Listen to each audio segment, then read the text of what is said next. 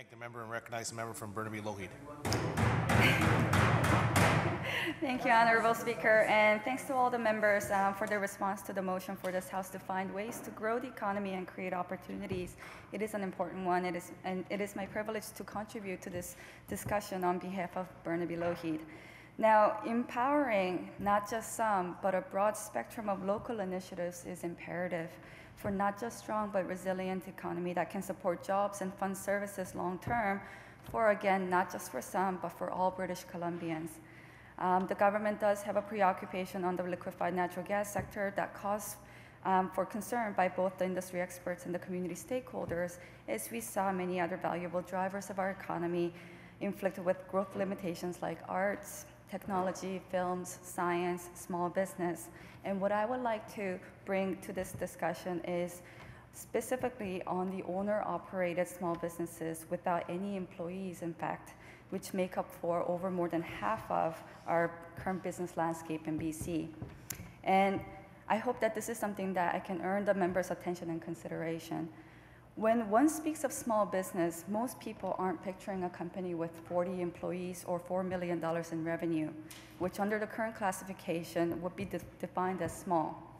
Like most, I picture instead the likes of a tiny ice cream store that I used to help my parents operate in a struggling mall. I picture instead the dozens of little mama and papa shops lining the North Road in my constituency. According to Statistics Canada, small businesses make up 98% of all businesses in this province, which a lot of members are aware of. But now what is perhaps the lesser known fact is that 55% of these, amounting to 290,000 businesses, operate without any paid help, as one-man operation, or as often is the case for many immigrant families I represent in Burnaby Lougheed, a couple or immediate family-run operation. There are approximately 1,700 people estimated to be working in family businesses without collecting any pay just to keep the businesses going. These 290,000 owner-operated businesses without employees struggle with dismal representation to voice what really hurt them and their business. From the rocketing cost of operation like hydro, rent, triple net, bank charges, to dealing with regulatory processes like food safety, for example, that hasn't quite caught up to various fermentation processes that are in our exotic ethnic cuisine.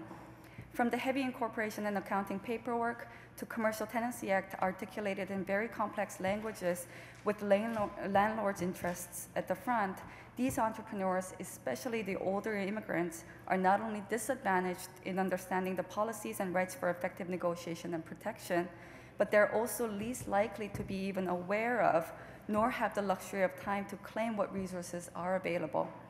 Many of these entrepreneurs make less than minimum wage by the hour. The so-called underinsured working poor with just enough income to be disqualified for exemptions and subsidies while being crippled by the increasing user fees like MSP that doubled in the last decade. All the while, they face the same affordability challenges in housing, transportation, daycare, as well as tuition like the rest of us who are employed with benefits. Studies suggest that during uncertain economic times, people do turn to self-employment. This is particularly true for immigrants whose foreign credentials are unrecognized and often stigmatized by their language or cultural barriers from employment. In 2012, the number of self-employed without paid help was twice that of self-employed with paid help, and this gap appears to have been growing for the past decade. So it is noteworthy that this is not related to the entrepreneurs themselves, but rather is a reflection of the society's overall skills development for market readiness and number of available jobs.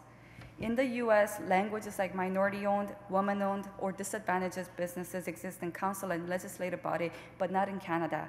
I believe that one of the ways we can grow the economy and create opportunities is by supporting our incredibly hardworking owner-operated small businesses, but not just in language assistance, but with real empowerment by outreach and education.